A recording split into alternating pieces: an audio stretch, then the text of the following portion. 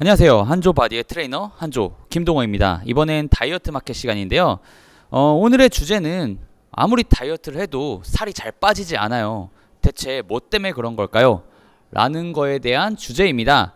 자, 일단은 다이어트를 할 때 사실 줄인다고 해도 안 줄여서 살이 안 빠지는 경우는 있습니다. 근데 오늘 제가 이 다이어트 마켓에서 설명해 드릴 부분은요, 호르몬적인 부분이에요. 내분비계 중에서 이 갑상선 호르몬에 대한 부분인데, 우리 갑상선 호르몬 중에서는 일반적으로 갑상선에서 T3라는 트라이오드 타이로닌과 이제 T4라는 티록신, 그리고 칼시토닌, 부갑상선에서는 이제 파라토르몬이라는 호르몬이 분비가 되는데, 이 네 가지 호르몬 중에서 T3와 T4라는 호르몬이 우리 몸에서 대사를 조율을 합니다. 그래서 일반적으로 T3와 T4가 많이 분비가 되시는 분들 같은 경우는 표준보다 이제 갑상선 기능 항진증이라 그래가지고 이제 일반 사람들보다 당연히 체중이 빨리 빠질 수밖에 없고, 단 이거는 표준 이상 수치가 됐을 때는 질병에 속하게 됩니다. 그래서 약물 치료를 받거나 식사 조절을 통해서 어느 정도 개선을 시키기도 하고요. 근데 일반적으로 우리가 다이어트를 할 때 살이 잘 안 빠진다. 근데 음식량을 줄였는데도 내가 남들보다 더 안 빠지는 것 같고, 피로가 쌓이는 것 같고, 손발이 차갑고, 막 오한이 오고, 분명 이런 분들이 있을 거예요. 근데 대부분의 사람들은 갑상선 기능 저하증이 아니라 그 중에 몇몇 분들만 가끔 가다가 갑상선 기능 저하증에 걸린 사람들이 있을 겁니다. 갑상선 기능 저하증 같은 경우는요, 방금 전에 말씀드린 갑상선 기능 항진증과 반대되는 증상이라고 보시면 돼요. 이제 T3라는 트라이오드 타이로닌과 T4라는 티록신이라는 게 분비가 저하가 되면서 우리 몸의 대사 자체를 낮춰버리게 되는 건데, 그러다 보면 당연히 우리 대사라는 거는 동화대사가 있고 이화대사라는 게 있는데, 이화대사, 몸에 이제 지방이 분해되는 걸 어느 정도 억제를 시킬 수가 있다는 거예요.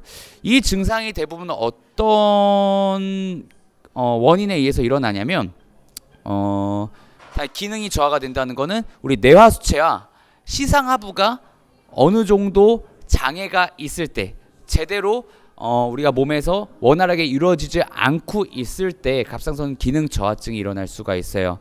근데 여기서 정말 중요한 게 뭐냐면, 1번과 2번의 사람으로 나누자면 일단은 대부분은 약물 치료에 도움을 받습니다. 그리고 건강한 운동 습관으로 인해서 개선을 시키기도 해요.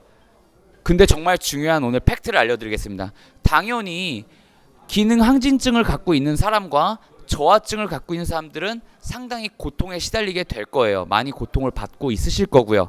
근데 어쨌든 음식량을 꾸준히 우리 활동량보다 적게 먹어주고 꾸준한 운동 습관을 가져주신다면 체중 감량이 일어난다는 거예요.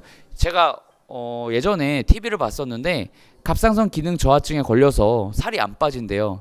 근데 원인을 찾아보니까 정말 적게 먹고 있었던 게 아니라 일반 사람들보다 더 많이 섭취하고 있었기 때문에 오히려 살이 쪘던 거예요.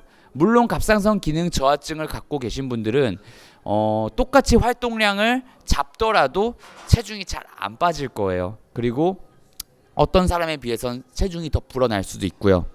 하지만 꾸준한 운동 습관과 식습관을 잘 잡아주신다면요, 유저분들께서도 다이어트를 하시는데 큰 어려움이 없으실 테고, 또한 갑상선에 대한 회복도 어느 정도 도와줄 수 있기 때문에 너무 걱정하지 마시고 운동을 열심히 해주시면 좋을 것 같습니다. 자, 마지막으로 팩트 하나.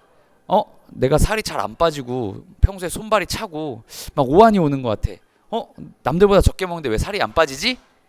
라고 하시는 분들 10명 중 9분 같은 경우는 갑상선 기능 저하증이 아닐 겁니다. 그래서 식습관을 꾸준히 잘 해주시고 운동 습관과 유산소 운동을 통해서 너무 조급하게 가지 마시고 천천히 접근하는 건강한 운동 습관을 가져보세요. 이상 트레이너 한주였습니다. 감사합니다.